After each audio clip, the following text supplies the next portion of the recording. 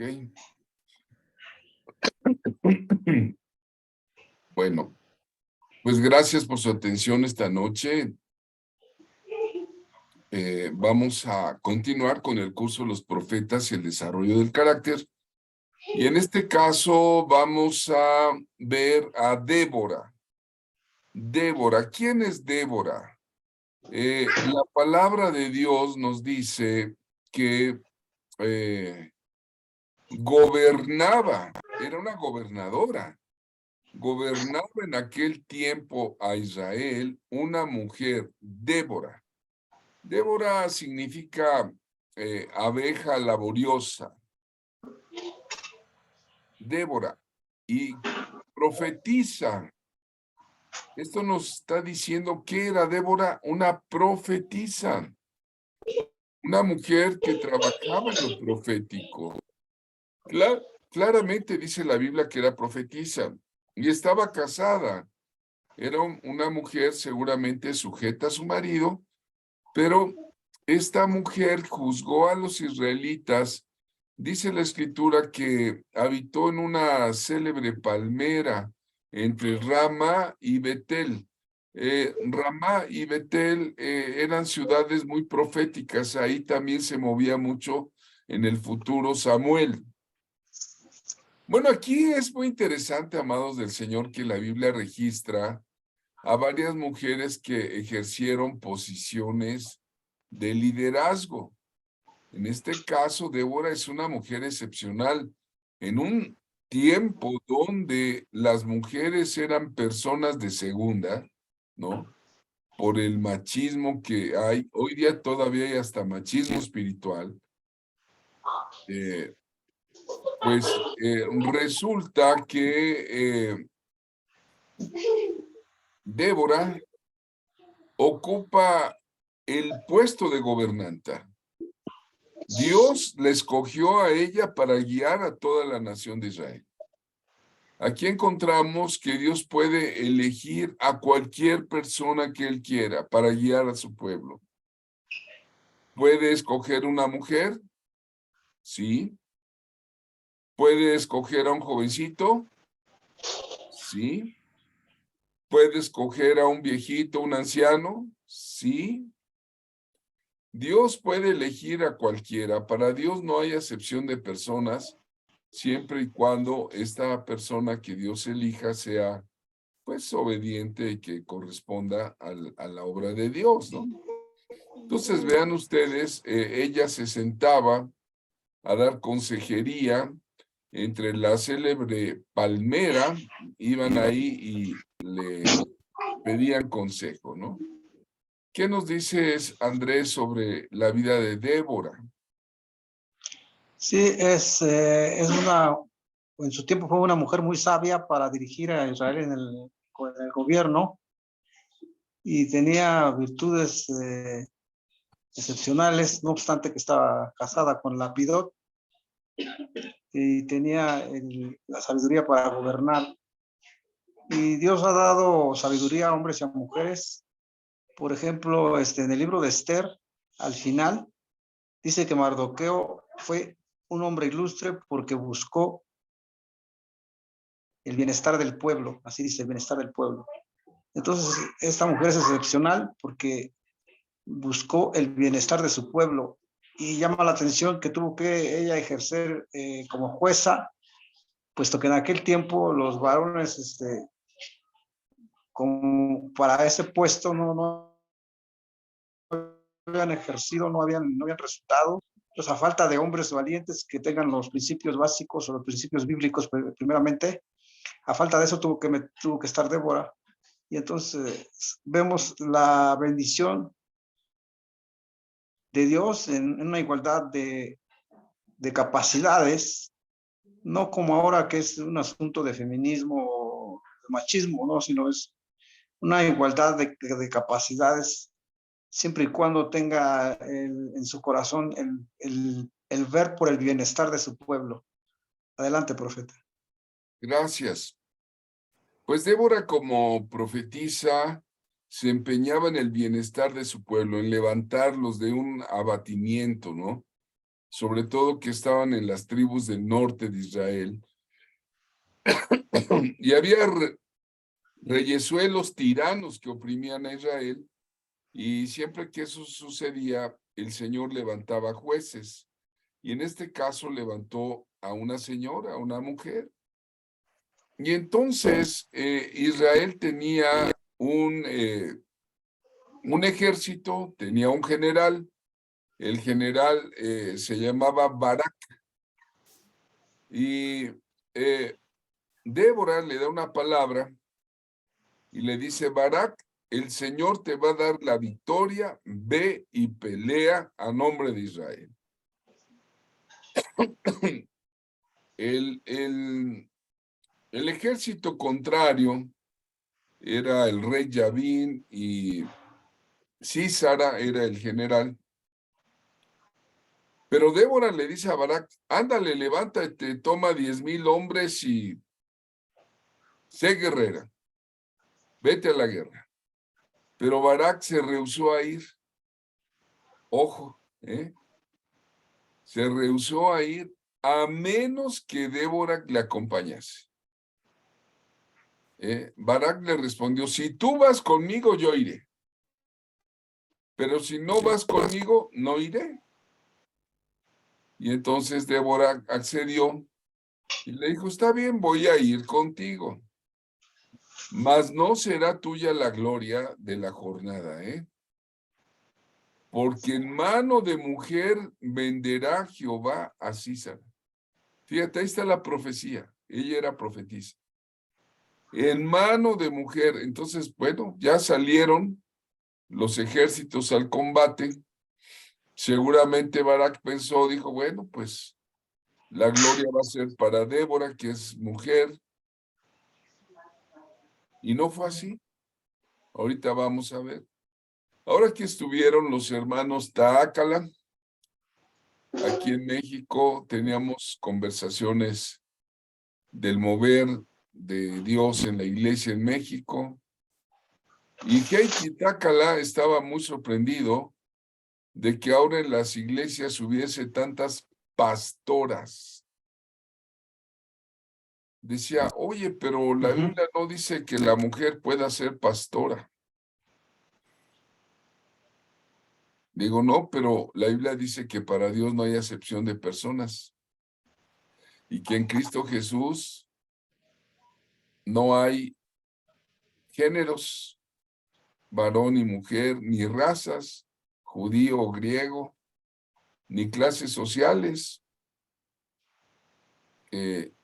esclavos o libertos. Tenemos que entender que el Señor Jesucristo viene a traer una igualdad de acuerdo a la capacidad de la persona. Y entonces dijo: pues sí, como los hombres no quieren salir al frente, Dios está levantando mujeres. Y yo, en lo personal, debido a lo que Dios nos ha revelado, para mí, yo no tengo problemas si hay una pastora, siempre y cuando lleve la sana doctrina, ¿no? Entonces, vean ustedes, Barak le respondió: si tú vas conmigo, yo iré, pero si no vas conmigo, no iré. Y Débora le profetizó: bueno, pues voy contigo, pero la gloria va a ser para una mujer. Bueno, ¿y qué pasó? Entraron en el combate y Sísara, que era el general cananeo, sale huyendo, pues derrotado por las tropas israelitas, porque Jehová estaba con Israel. Y Sísara va y acude confiado a esconderse en la tienda de una mujer que se llamaba Yael. Creo que no era precisamente israelita ella, pero estaba a favor de Israel. Y entonces Sísara, el general enemigo, derrotado, se mete a esconder en la casa de Jael y le pide agua, le pide cobijo, y Jael le dice: sí, sí, como no, pásele, pásale. Y no le da agua, le da lechita, lo acuesta, lo cubre, le dice relájese, descanse, ¿verdad? Y ya que está relajado, descansando de la batalla y todo, Jael va por una estaca y un marro y se lo pone aquí. A ver, tóquense aquí en la sien, ahí está lo más blandito del campo. Está blandito, blandito. Pues ahí le pone la estaca y tómala, ¿verdad? Lo atraviesa como está en la lámina, de lado a lado. Y así se cumple la profecía de Débora, la profetisa, la juez de Israel. Cuando llegan, pues ya ven que ese enemigo de Dios había sido clavado con una estaca por una mujer. Ahí encontramos, como si Dios nos quisiera decir, el valor de las mujeres valientes. De las mujeres valientes de Israel, ¿verdad? ¿Qué podemos aprender? Aquí tengo unas diapositivas de ministerios femeninos que han conmocionado, ¿no? Arriba a la izquierda está, me parece que es Cindy Jacobs. Quien ha escuchado a la profetisa Cindy Jacobs sabe que tiene un nivel de profecía bastante importante, ha escrito libros para mujeres. También a la derecha encontramos a la hermana Catherine Kuhlman, una mujer usadísima en milagros en la década de los 60s, 70s. Era impresionante, ¿no? Ella vino a hacer ahora sí que la cobertura de Benny Hinn, el autor de Ven Espíritu Santo. Era una mujer que amaba al Espíritu Santo y estaba rodeada de milagros. Hay filmaciones muy importantes donde se ven los milagros hechos por Dios a través de una mujer. Luego en el centro está Amy McPherson. Esta mujer levantó iglesias, un movimiento enorme, muy grande. Era una predicadora sin igual. Y bueno, pues hay algunas mujeres que, Juanita Bunyan, la de abajo, mujeres que son usadas, ¿verdad? Entonces, aquí la cualidad de carácter que Dios honra es la capacidad, ¿verdad? Profeta Andrés, ¿quieres comentar algo, hermano? Sí, las mujeres de Dios tienen un discernimiento más agudo que nosotros, que debiéramos tenerlo así, pero por alguna razón Dios ha permitido ese discernimiento y una capacidad tremenda, porque son más, las mujeres son más resistentes al dolor, de acuerdo a la profecía que Dios dio, pues, con dolor parirás tus hijos, ¿no? Y entonces, y sí, realmente son valientes y son muy prácticas, hacen muchas cosas al mismo tiempo, y entonces nosotros hemos subestimado o ignorado o no hemos valorado las capacidades que tienen. Pero sí, definitivamente tienen una capacidad hasta cierto punto mayor que nosotros, los hombres, pero sería cuestión de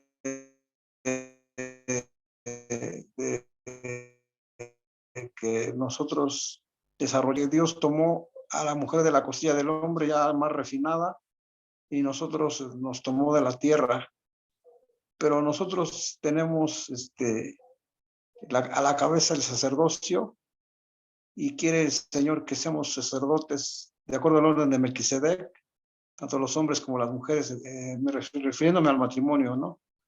Que el orden de Melquisedec se vea en el matrimonio, en la casa. Adelante, profeta. Claro, claro, debemos de valorar mucho el ministerio de la mujer incluso en el ministerio del Señor Jesucristo dice que había mujeres que seguían y servían a Jesucristo, ¿no? En la resurrección son las primeras llenas de fe, lo acompañaron a la cruz y llenas de fe lo acompañaron al sepulcro, ¿no? Entonces creo que si el líder es femenino, pues se debe a su capacidad, como dice el profeta, de prever, de pensar, de planear. La mujer es más intuitiva que el hombre, además tiene mayor capacidad de hablar, hablan mucho por su conformación de los lóbulos que me explicaba Rosy, que es natural, y ya ven cómo son las mujeres, ¿no? Pues gracias a Dios, oremos, no nos sorprenda si Dios levanta mujeres, pastoras, profetisas, diaconisas. Ahí tienen a Febe, la diaconisa de Cencrea, ¿no? Está ahí reconocida y podemos ver muchas mujeres obreras del Señor en la lista de Romanos 16. Así que, bueno, vamos a ver otros profetas, ¿no? Seguimos con el curso y dejamos los comentarios sobre el Ministerio de la Mujer para el ratito. Encontramos en nuestro curso a un profeta desconocido en los días de Gedeón.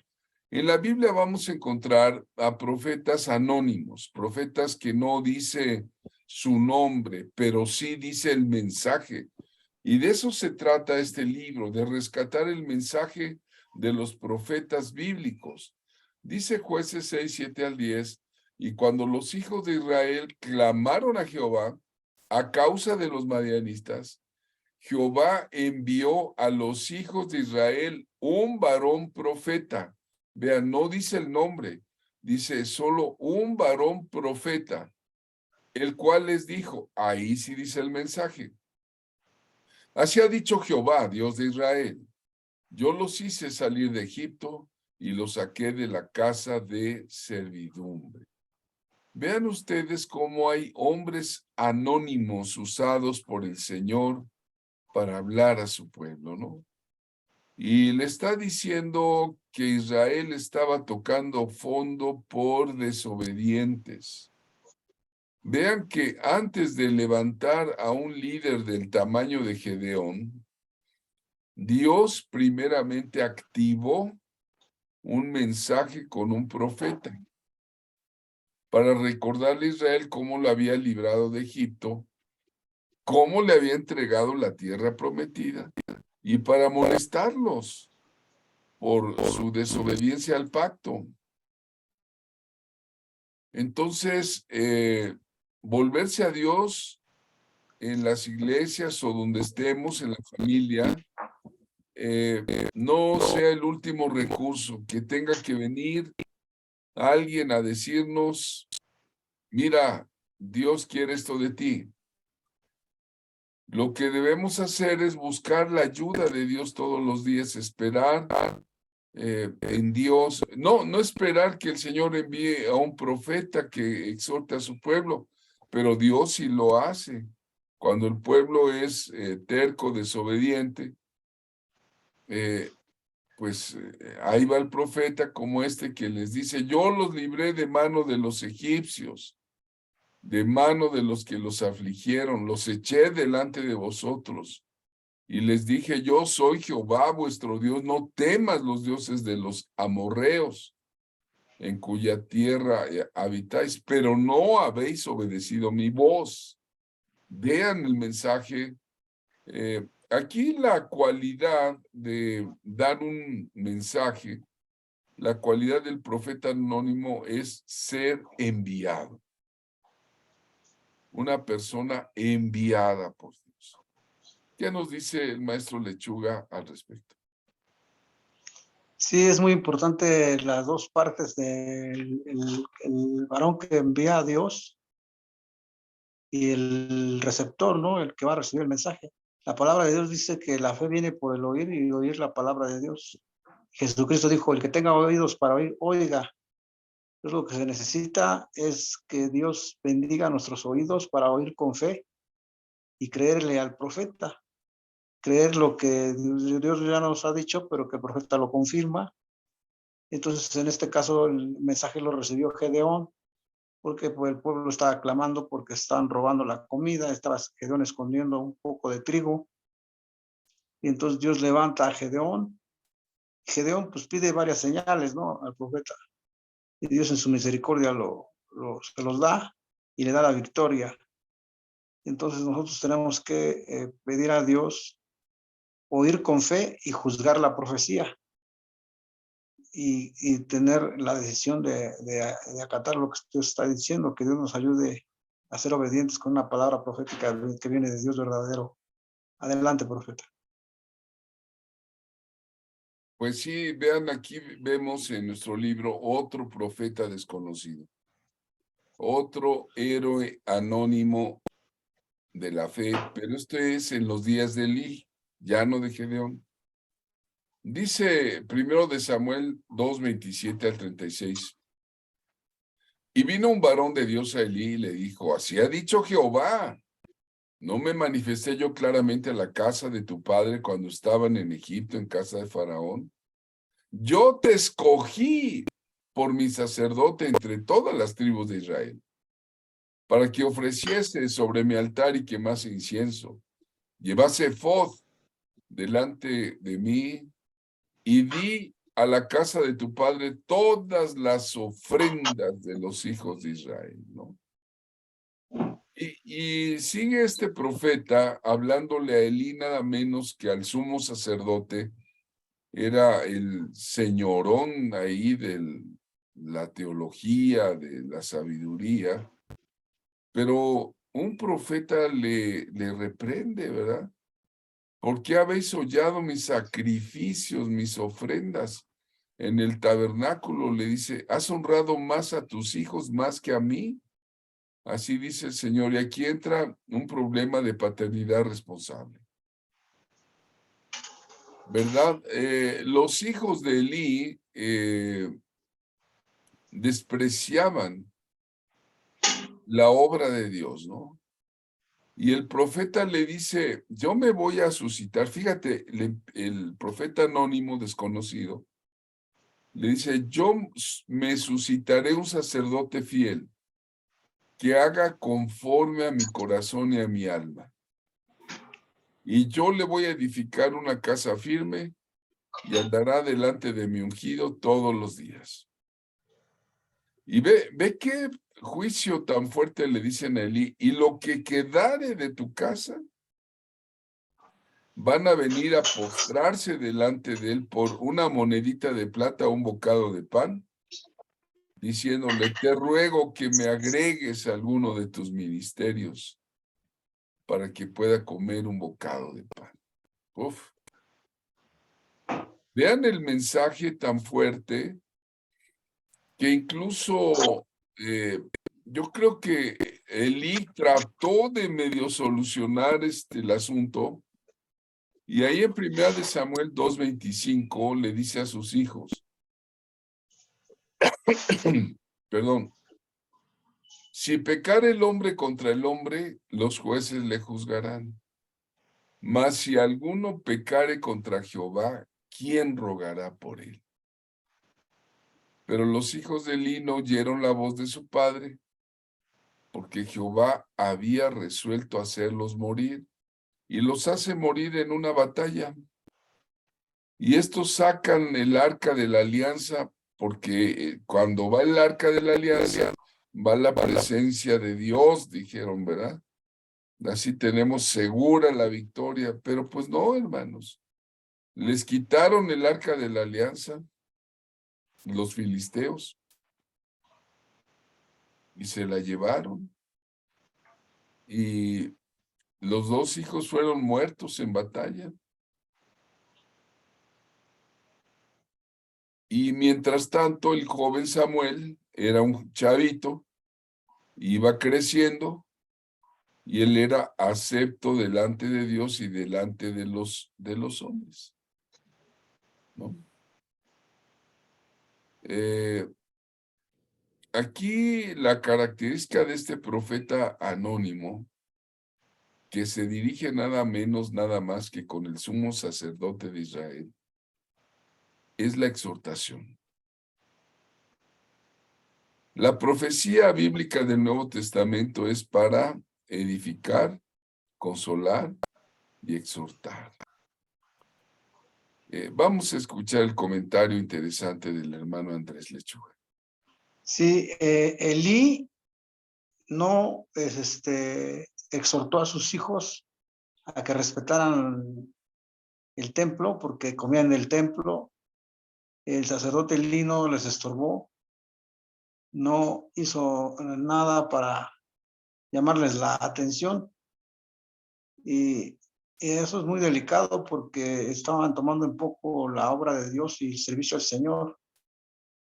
Entonces nosotros tenemos que decirle a nuestros hijos que nosotros estamos bendecidos por el Dios Todopoderoso, que tienen que tener ese valorar lo que Dios nos da, porque vivimos de Él, de sus bendiciones.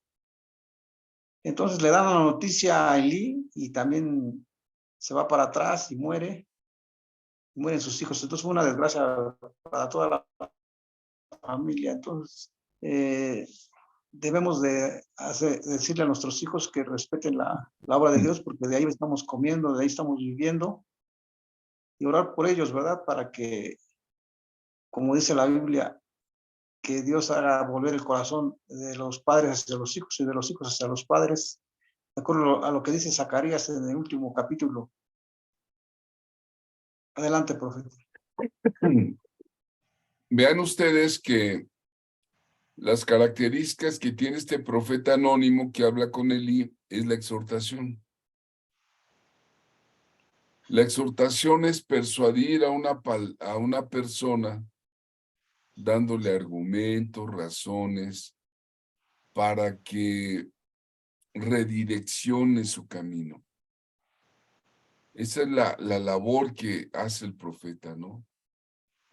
Exhortación muchas veces anima, conforta, pero con firmeza. Si alguien está equivocado haciendo algún mal, hay que hacerle ver ese mal.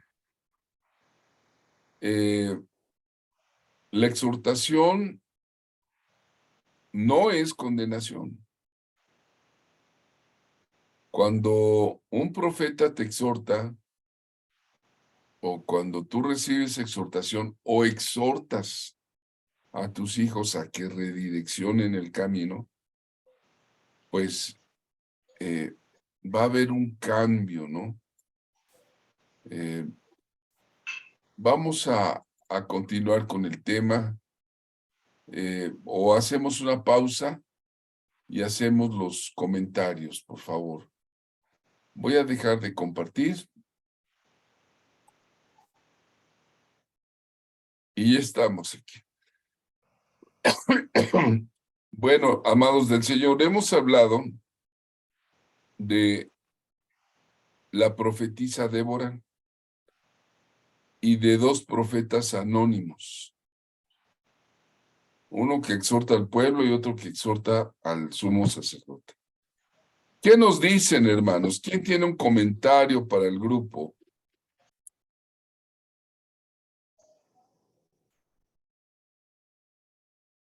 Bien. Gracias. Continuamos con el tema de los profetas y el desarrollo de carácter. Encontramos en la lámina al profeta Samuel. Samuel significa pedido a Dios. Es un gran nombre del Antiguo Testamento, Samuel. Es el profeta de Israel y después de Moisés empieza a destacar Samuel. Es el último de los jueces. Dos veces se le llama profeta con la palabra Nabí. ¿Se acuerdan del curso número 1 donde vimos todo eso? Y varias veces también se le llama vidente, la palabra en hebrea roe. Los días de Samuel se caracterizan, hermanos, por los graves pecados que el pueblo de Dios cometía una y otra vez. Y Dios levanta una voz, levanta un siervo que redireccione el camino de su pueblo. ¿Qué nos dice el hermano Andrés sobre Samuel? Sí, una de las características de Samuel, que lo dice la Escritura, es fiel profeta de Dios. Es una de sus características esenciales. Y además, él, eh, él recibe la petición del pueblo con gran pesar, porque el pueblo dice, queremos tener un rey como las otras naciones que tienen sus reyes. Y entonces se apesadumbró Samuel y consultó a Jehová, y Dios le dijo, haz como te han dicho, porque no te han desechado a ti, sino a mí. Y entonces, pues, escogen Dios a Saúl para que lo vaya a ungir Samuel. Es donde empieza la monarquía en Israel. Con Saúl empieza la monarquía y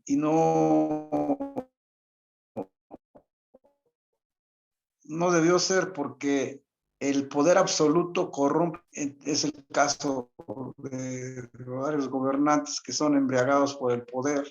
Entonces, cuando había el gobierno repartido en 70 ancianos o 10 ancianos en Israel, era lo que se cumple en la palabra, en la multitud de los consejos, de los consejeros está la victoria. Pero empieza una monarquía como queriendo tener un rey como las otras naciones, y fue algo decadente para Israel. Y después Samuel unge a David, y después al último viene Salomón, pero ya con Salomón se divide el reino del norte y el reino del sur. El reino del norte está con capital en Samaria, con las 10 tribus, y el reino del sur en Judá, con Benjamín.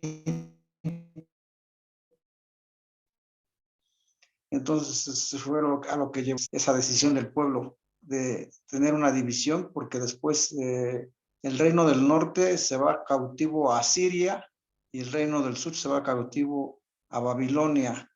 Pero Dios, como es fiel, como Dios es fiel, pues regresan los cautivos de Babilonia, regresan los Benjamín, de la tribu de Benjamín y de la tribu de Judá.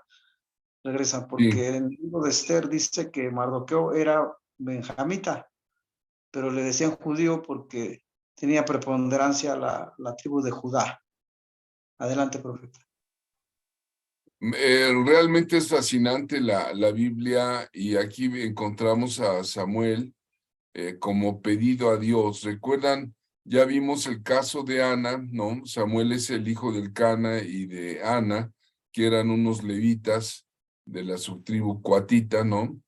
Y Ana clamó que Dios le concediera el milagro de la maternidad, y hizo el voto de consagrárselo a Dios toda su vida para su servicio.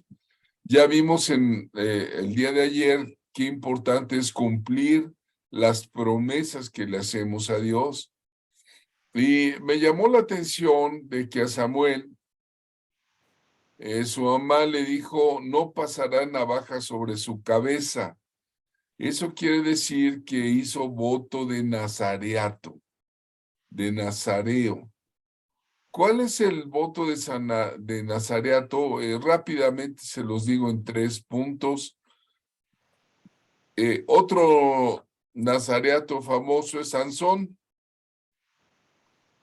pero en Samuel también dice, primero se va a abstener de tomar vino o sidra. No, un nazareo no puede tomar ni vino ni sidra. 2, no pasará navaja sobre su cabeza. Y 3, no se acercará a persona o animal muerto. ¿Verdad? Entonces, vean qué importante es esto. Yo una ocasión me encontré un hermano que tenía el pelo largo, largo, largo.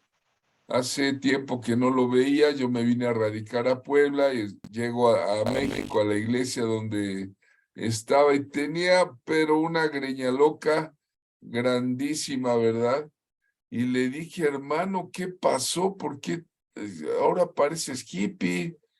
Y me dice el hermano, ¿sabe? Es que hice voto de nazareato. Yo dije, wow. Y cuando alguien llega y me dice, ¿por qué tienes el pelo largo? Le comparto el evangelio. Y se convierte, les explico, dice, ¿no? Entonces, bueno, cada quien su forma, ¿no? Me llamó la atención eso. Para, vean ustedes, entonces Ana se lo pide a Dios, Dios se lo da, y cuando lo hubo destetado, lo llevó al tabernáculo allá en Silo, y Samuel es dedicado a Dios y es entregado al sacerdote Elí, ¿verdad? Entonces, Elí lo empieza a criar. Ana dijo, lo dedico a Jehová todos los días que viva, será de Jehová. Y dice la escritura que el joven Samuel iba creciendo y era acepto delante de Dios y delante de los hombres. Qué importante es crecer en estatura y en sabiduría y en gracia para con Dios y para con los hombres, como el Señor Jesucristo. Bueno, estamos entrando a los profetas monárquicos y es Samuel justamente el profeta que inicia las monarquías, como nos acaba de hablar el hermano Andrés. Pedido a Dios, Samuel. El niño Samuel empieza a crecer con Elí y vestía su efod de lino. El efod de lino era una vestidura que los sacerdotes se ponían cuando oficiaban. Dice que el joven Samuel ministraba en la presencia de Jehová vestido de un efod de lino y le hacía a su madre una túnica pequeña, se la traía cada año. Viajaban los padres, ¿no? Algo muy importante, hermanos, es cómo Dios levanta a los profetas. Dice claramente la Escritura, en ese tiempo escaseaba la palabra de Dios. Y cuando empieza a haber un relajamiento en la vida de la iglesia, cuando empieza a escasear la palabra llena del bendito Espíritu Santo, Dios va a levantar a alguien. Por eso hablamos de levantar una generación emergente de profetas. ¿Qué nos dice el profeta Andrés Lechuga? Sí, con el profeta Samuel se viene lo que se conoce ahora como la compañía de profetas. Le dice a Saúl que va a encontrar una compañía de profetas y la encuentra y entonces empieza a profetizar Saúl. Entonces, la compañía de profetas es muy importante para un país porque esa es la voz de Dios pidiendo por los pecados nacionales, intercediendo. Entonces Samuel hace una escuela de profetas, tiene buenos resultados y lamentablemente no sabemos por qué, pero sus hijos de Samuel también se desbalagaron, los hijos de Samuel. Y entonces el mismo pueblo le dice, ¿no? Tus hijos, tú has envejecido y tus hijos no siguen la palabra de Dios. Entonces, podemos hacer una oración ahorita por los hijos de los padres. En el nombre de Jesús, ten misericordia de todos los hijos desbalagados que son hijos de pastores, que son hijos de profetas, evangelistas, apóstoles. Ten misericordia, Padre, y tráelos con lazos de amor. Y a nosotros ayúdanos a seguir intercediendo por nuestros hijos, Padre.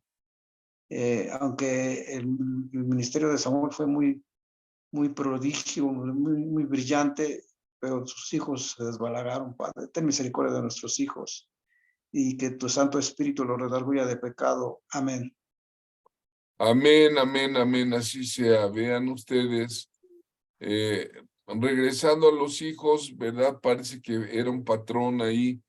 El Señor le reveló en juicio que caería la casa de Elí a causa de la insensata tolerancia del padre hacia sus hijos indignos, ¿no? Ahí encontramos en la lámina que llegan y le avisan que el pueblo de Israel peleando con los filisteos, les quitan el arca, que matan a sus dos hijos, lo escucha la nuera, una esposa de uno de los hijos, y da luz en ese momento. Elí, que ya era un hombre viejo y pesado, se cae para atrás y se desnuca. Entonces vean toda la tragedia de un juicio de Dios, porque Dios puede mandar juicios.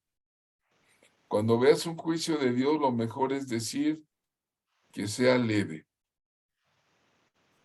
Señor, que sea leve. Pero ya cuando Dios suelta un juicio, pues ya ven, mató a los hijos, le quitaron el arca, Elí se murió desnucado, la nuera pare un hijo. ¿Y saben cómo le pusieron de nombre al niño? Icabod. ¿Y qué significa Icabod? El sin gracia, desgraciado, sin gracia. Qué feo, ¿no? Que al niño le decían, a ver, Icabod, ve por el pan.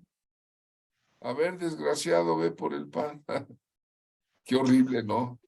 Entonces, ningún ser humano llega jamás al punto de no necesitar disciplina. Todos necesitamos disciplina. La disciplina nos ayuda a actuar de una manera correcta y provechosa. En la vida vamos a encontrarnos diversas situaciones, pruebas, ¿no? Y es bueno ser disciplinado, ¿verdad? En el caso de Samuel es muy importante que no dejó caer ninguna de sus palabras a tierra. Después de la muerte de Elí, empieza Samuel a ejercer la autoridad, se esfuerza en ser un hombre valiente, en rectificar las costumbres del pueblo. Ya nos explicó el profeta Lechuga que él establece la escuela de profetas ahí en Silo. Y bueno, Dios no dejó caer ninguna de sus palabras a tierra y dice que todo el pueblo, desde Dan hasta Beersheba, conoció que Samuel era fiel profeta de Jehová, ¿sí?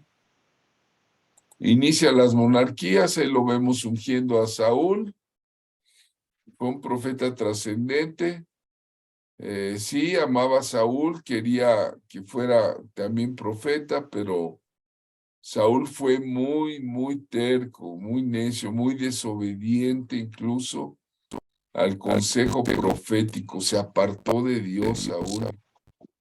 Tanto ustedes conocen la historia que Samuel tuvo que ungir a un jovencito que fue el rey David, en ese entonces era un jovencito.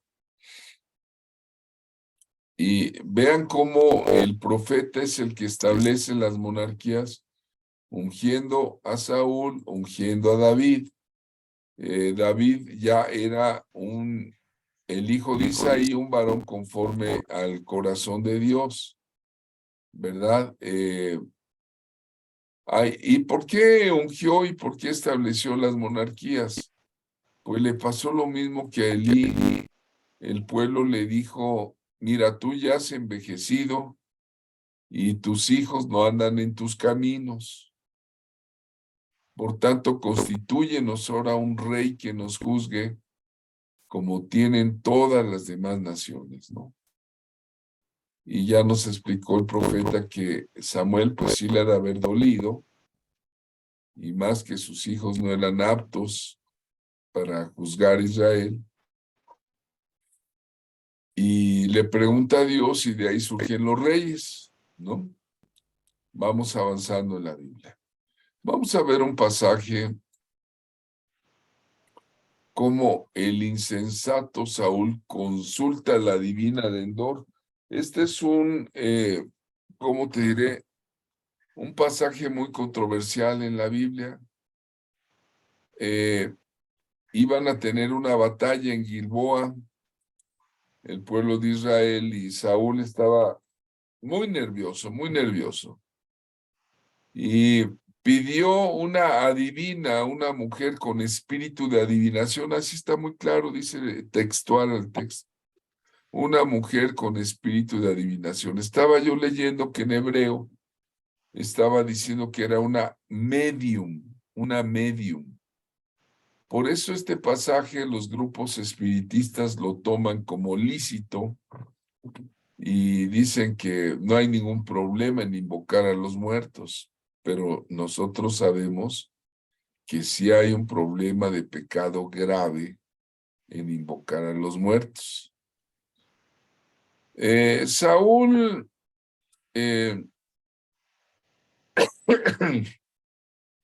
pidió que invocara a Samuel.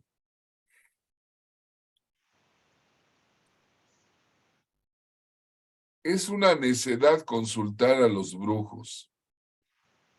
Ahí en las pláticas pasadas que di en la escuela el viernes pasado, ahí está el video, ustedes lo pueden ver en Eapsima. Qué necio es consultar a los brujos, a los hechiceros, a los espiritistas, que conforme la ley de Dios, Dios los iba a eliminar. Y de hecho, un tiempo Saúl le hizo caso a Samuel como rey. Dice que en 1 Samuel 28:3, ya Samuel había muerto y todo Israel lo había lamentado y le habían sepultado en Ramá su ciudad y Saúl había arrojado de la tierra a los encantadores y adivinos, ¿no? Es muy interesante porque ya Samuel ya se murió. Saúl había arrojado a los adivinos, pero ¿por qué va un día antes de la batalla a consultar a una adivina, a una medium? ¿Y qué es lo que pasó allí? Si leemos, aquí tengo yo el texto, lo voy a leer primero desde Samuel 28, 12, 19, es un poco largo, pero ahí dice, y viendo la mujer a Samuel, porque lo invoca, ¿no? Y viendo la mujer a Samuel, clamó en alta voz, y habló aquella mujer a Saúl diciendo, ¿por qué me has engañado? Tú eres Saúl. Y el rey le dijo, no temas, ¿qué has visto? La mujer respondió a Saúl, he visto dioses que suben de la tierra. Y él le dijo, ¿cuál es su forma? Ella respondió, un hombre anciano viene cubierto de un manto. Saúl entonces entendió que era Samuel y humillando el rostro a tierra hizo gran reverencia. Y Samuel le dijo a Saúl, ¿por qué me has inquietando haciéndome venir? Y Saúl respondió, estoy muy angustiado, pues los filisteos pelean contra mí. Dios se ha apartado de mí y no me responde más ni por medio de profetas ni por sueños. Por esto te he llamado, para que me declares lo que tengo que hacer. Entonces Samuel le dijo, ¿y para qué me preguntas a mí? Si Jehová se ha apartado de ti y es tu enemigo. Jehová te ha hecho como dijo por medio de mí, pues Jehová ha quitado el reino de tu mano y lo ha dado a su compañero David. Como tú no obedeciste a la voz de Jehová ni cumpliste el ardor de su ira contra Amalek, por eso Jehová te ha hecho esto hoy. Y Jehová entregará a Israel también en manos de los filisteos, y mañana estaréis aquí conmigo, tú y tus hijos. Jehová entregará también al ejército de Israel en mano de los filisteos. ¿Qué les parece, hermanos? Aquí lo controversial es, ¿era Samuel realmente?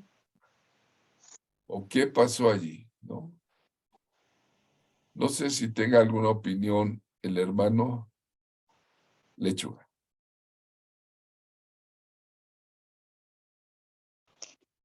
Bueno, la Biblia es clara en el libro de Deuteronomio, consultaréis a los muertos.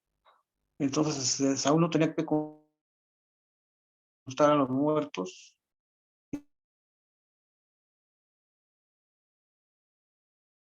Y Saúl tenía que arrepentirse, ¿no? Era Samuel o una imitación de Samuel. Pero lo que sí sabemos es que la desobediencia a Dios después trae una confusión porque consultan a una persona, consultan a otra y sí cae la persona en confusión. Entonces, realmente Saúl debió arrepentirse, pero no fue así. Pero gloria a Dios que nos da a nosotros la oportunidad de arrepentirnos y tener paz en lo que Dios está diciendo.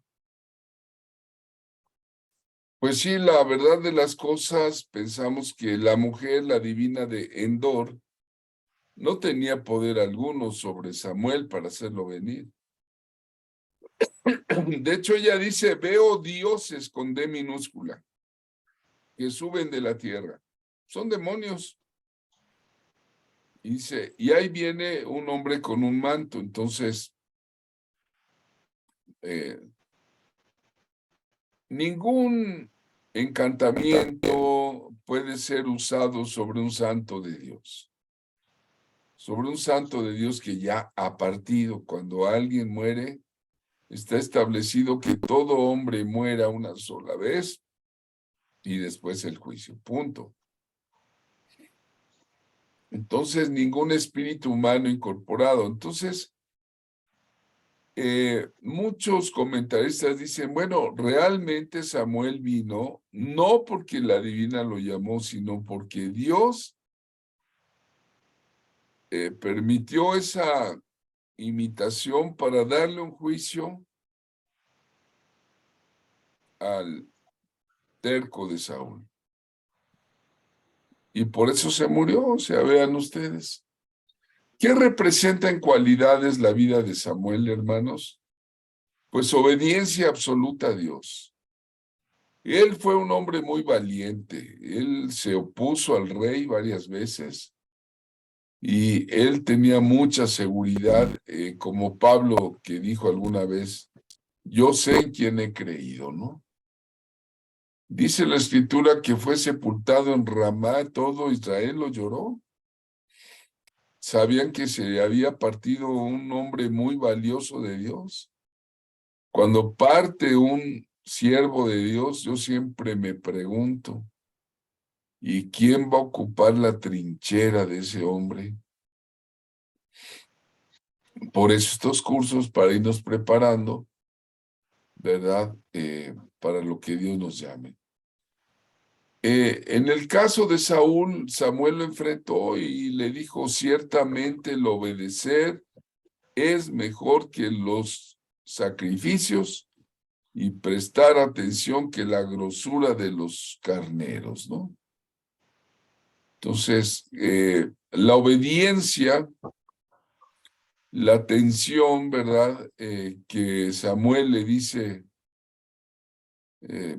a Saúl, pues es una demanda justa, pero no escucharon la voz del profeta, ¿no?